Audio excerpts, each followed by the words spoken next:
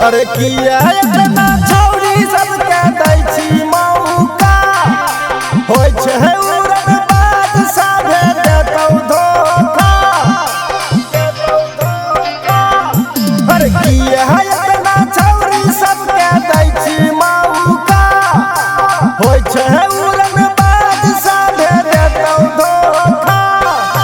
बनतौ छिहत्तरतौ बाज बन रे रहे हमारा संग में रंगबाज बन रे रहे हमारा संग में रंगबाज बन रे। म्यूजिक बाय सुमन संजीवनी। रहे हमारा संग में रंगबाज बन रहे हमारा संग में रंगबाज बन। Mix by Alok बेलदोरिया।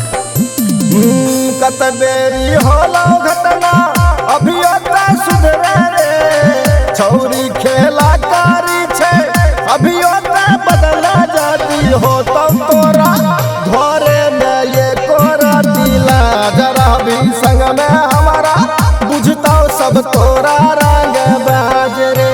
छही देहाती बाबू के अपना काम कर रे रहे हमारा संग में रंगबाज बन रे रहे हमारा संग में रंगबाज बन रे।